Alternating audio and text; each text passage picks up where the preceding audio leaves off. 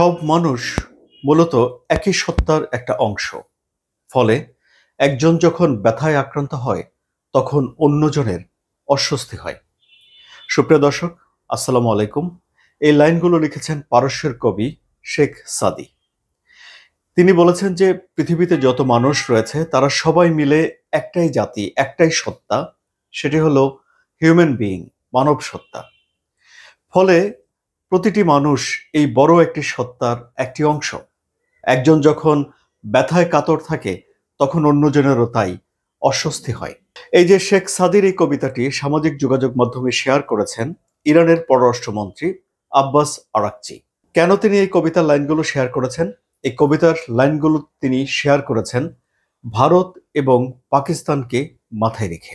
ভারত এবং পাকিস্তান এখন একটা উত্তেজনার ভেতর দিয়ে যাচ্ছে। সেখানে যুদ্ধ লাগি একটা পরিস্থিতি তৈরি হয়েছে বলে বিশ্লেষকরা বলছেন। অনেকেই আশঙ্কা করেছিলেন যে পাকিস্তানে ভারত একটা সার্জিক্যাল স্ট্রাইক চালাতে পারে। কেন? কারণ ভারত নিয়ন্ত্রিত কাশ্মীরের একটি পর্যটন এলাকা পেহেলগামে ২৬ জন মানুষকে হত্যা করেছে বন্দুকধারীরা, এবং যারা হত্যা করেছে একটা গ্রুপ এই হত্যাকাণ্ডের দায় স্বীকার করেছে বলে ভারত বলেছে, এবং সেই গ্রুপটি পাকিস্তান ভিত্তিক জঙ্গি সংগঠন লস্কর-ই তৈয়বার অংশ বলে ভারত বলছে। ফলে চট করে ভারত এবং পাকিস্তানের মধ্যে সম্পর্ক একদম খারাপ হয়ে যায়, এবং এই হত্যাকাণ্ডের বিরুদ্ধে ভারতের জনগণের ব্যাপক ক্ষোভ তৈরি হয়েছে। ভারতের সরকার বেশ কিছু ব্যবস্থা নিয়েছে, 5টি পদক্ষেপ নিয়েছে, এবং সেগুলো পাকিস্তানের বিরুদ্ধে। পাকিস্তানও পাল্টা কিছু ব্যবস্থা নিয়েছে, এবং ভারত পাকিস্তান দুদেশ মিলে দুদেশের বিরুদ্ধে যেসব ব্যবস্থাগুলো নিয়েছে সেই সব ব্যবস্থাগুলো এই সার্জিক্যাল স্ট্রাইকের চেয়েও ভয়াবহ বলে উল্লেখ করছেন বিশ্লেষকরা। এখন যে সিদ্ধান্তের দিকে দুই দেশ যাচ্ছে তার প্রভাব সুদূর প্রসারী হবে এবং অনেক বেশি মানুষের উপরে পড়বে, অনেক সময় ধরে পড়বে বলেই বিশ্লেষকরা বলছেন। এই পরিস্থিতিতে এসে ইরানের পররাষ্ট্রমন্ত্রী আব্বাস আরাকচি বলছেন যে ভারত এবং পাকিস্তানের মধ্যে উত্তেজনা কমানোর জন্য ইরান কাজ করতে চায়। এজন্য তারা ভারতে এবং পাকিস্তানে তাদের যে দূতাবাস রয়েছে সেই দূতাবাসকেও তারা কাজে লাগাতে চায়। আরাকচি উল্লেখ করেছেন যে ভারত এবং পাকিস্তানের মধ্যে শত বছরের সাংস্কৃতিক বন্ধন রয়েছে, সভ্যতার বাঁধনে এই দুই দেশ বাঁধা রয়েছে, এবং ইরান তার প্রতিবেশী দেশকে গুরুত্ব দেয়। এর অংশ হিসেবেই ভারত এবং পাকিস্তানের মধ্যে তারা এই সম্পর্ক স্বাভাবিক করার জন্য কাজ করতে পারে। এমন এক পরিস্থিতিতে ইরানের তরফ থেকে এই টেনশন কমানোর প্রস্তাব করা হয়েছে।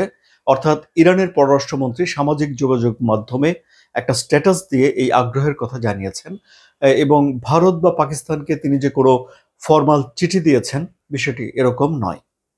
এমন এক সময়ে তিনি এই প্রস্তাব দিয়েছেন যখন দুই দেশের বিরুদ্ধে নির্ভরযোগ্য চুক্তি থেকে সরে আসার কঠোর বার্তা দিচ্ছে। এক দেশ বলছে যে তারা সিমলা চুক্তি থেকে সরে যাচ্ছে, অপর দেশ বলছে যে তারা সিন্ধুর পানি চুক্তি থেকে সরে যাচ্ছে।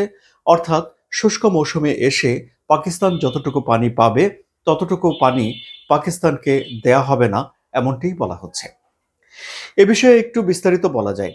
পাকিস্তানের সঙ্গে ভারতের যুদ্ধ হয়েছে, সংঘাত হয়েছে, উত্তেজনা তৈরি হয়েছে, কিন্তু এর কোনো কিছুই 1960 সালে বিশ্ব ব্যাংকের মধ্যস্থতায় যেই চুক্তি হয়েছে পানির চুক্তি, তার উপরে কোনো রকম প্রভাব পড়েনি। সবসময় সেখানে পানি প্রকৃতির নিয়মে প্রবাহিত হয়েছে এবং সেখানে কোনো বাধা দেয়া হয়নি। পানিকে কখনো যুদ্ধের অস্ত্র হিসেবে কোনো দেশ ব্যবহার করেনি। কিন্তু এবারই প্রথমবারের মতো পানি বন্ধ করে দেওয়ার এই যে ঘোষণা দেয়া হলো, চুক্তি থেকে সরে আসার এই যে ঘোষণা দেয়া হলো, তা দুই দেশের ভেতরে নির্ভরযোগ্য আন্তর্জাতিক চুক্তি করা, চুক্তিতে অটল থাকার এই যে আস্থা, সে আস্থার জায়গাগুলোকে নড়বড়ে করে দিচ্ছে বলেই বিশ্লেষকরা বলছেন। যখন মৌসুম থাকে, বর্ষার মৌসুম থাকে, নদীর দুকুল ছাপিয়ে পানি যখন প্রবাহিত হয় তখন অবশ্য এ নিয়ে চিন্তার কিছু নেই, কিন্তু মূল চিন্তাটা শুরু হয় শুষ্ক মৌসুমে। এমনিতেই সিন্ধুর পানি চুক্তি থেকে সরে আসার কোনো ক্লজ নেই, অর্থাৎ দুই পক্ষকেই এই চুক্তিতে থাকতে হবে, তারা এটিতে বাধ্য। এবং এত বছর ধরে তারা যেহেতু এই চুক্তিতে আছে, সুতরাং দুই পক্ষই স্বীকার করে যে এই চুক্তিটি একটি টেকসই চুক্তি। কিন্তু এখন এসে ভারত এই ঘোষণা দেওয়ার পর দুই দেশের ভেতরে একটা অনাস্থা তৈরি হবে যে এই চুক্তি হয়তো টেকসই চুক্তি নয়, এরকম একটা বিষয় হতে পারে। এখন শুষ্ক মৌসুমে ভারত কি করতে পারে? ভারত শুষ্ক মৌসুমে পানির প্রবাহ কমিয়ে দিতে পারে বা পানি তারা ধরে রাখতে পারে। এখন পাকিস্তান যদি এই পানি কম পায় তাহলে পাকিস্তানের কি হবে? সুপ্রিয় দর্শক, এই সিন্ধুর চুক্তিতে মোট 6টি নদীর পানি বন্টনের কথা বলা হয়েছে। পাকিস্তান 3টি নদীর পানিকে তাদের জলবিদ্যুৎ উৎপাদন করার জন্য ব্যবহার করে এবং তাদের সেচ ব্যবস্থার জন্য, ফসল উৎপাদনের জন্য সেই নদীর পানিকে ব্যবহার করে।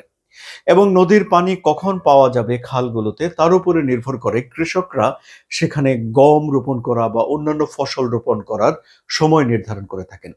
ফলে পানি ব্যবস্থাপনায় যদি একটু হেরফের হয় তাহলে পাকিস্তানের কৃষি ভেঙে পড়তে পারে, ফসল উৎপাদন ভেঙে পড়তে পারে, বিদ্যুৎ ব্যবস্থা ভেঙে পড়তে পারে। এবং এই বিষয়গুলো যদি ঘটে তাহলে তা পাকিস্তানের অর্থনীতির উপরে ব্যাপক প্রভাব তৈরি করবে।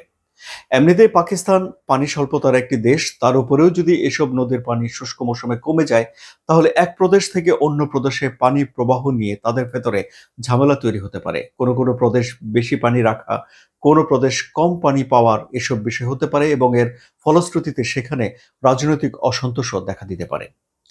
ভিসা, বাণিজ্য, স্থলবন্দর, ডিপ্লোম্যাট এবং এম্বাসিতে কর্মকর্তা, এসব বিষয়ে দুই পক্ষ যেসব সিদ্ধান্ত নিয়েছে সে নিয়ে আলোচনা করলাম না, কিন্তু পানির যে বিষয়টি সেটি অত্যন্ত গুরুতর বলেই বিশ্লেষকরা বলছেন। এখন তাহলে এই পরিস্থিতিতে এসে ইরান, ভারত এবং পাকিস্তানের মধ্যে কি হতে যাচ্ছে তার কি কিছুটা তারা আঁচ করছেন? সিজন্ড ডিপ্লোম্যাট আব্বাস আরাকচি, যিনি ইরান এবং যুক্তরাষ্ট্রের মধ্যে পরমাণু চুক্তি বিষয়ে যে আলাপ আলোচনা হচ্ছে একটা চুক্তিতে পৌঁছানোর জন্য, সেখানে তিনি ইরানের পক্ষে নেতৃত্ব দিচ্ছেন। এবং এর আগেও 2015 সালে যে চুক্তি হয়েছিল ইরানের সঙ্গে জাতিসংঘের নিরাপত্তা পরিষদের, সেখানেও তিনি মূল আলোচক ছিলেন। তিনি তার কূটনৈতিক প্রজ্ঞা, বুদ্ধি দিয়ে এখনই তিনি সামাজিক যোগাযোগ মাধ্যমে আবেদন জানিয়েছেন যে দুই পক্ষের উত্তেজনা কমিয়ে দেওয়ার জন্য ইরানের পক্ষ হয়ে তিনি ভূমিকা রাখতে চান। সুপ্রিয় দর্শক, আপনাদের কি মনে হয়, ভারত পাকিস্তান নিজেরাই কি এই উত্তেজনা একসময় কমিয়ে আনতে পারবে, নাকি তৃতীয় কোনো দেশের সহায়তা তাদের লাগবে? আপনাদের মতামত কমেন্টে জানান। আলোচনা যদি ভালো লাগে তাহলে সাবস্ক্রাইব করে চ্যানেলটির সঙ্গে থাকুন।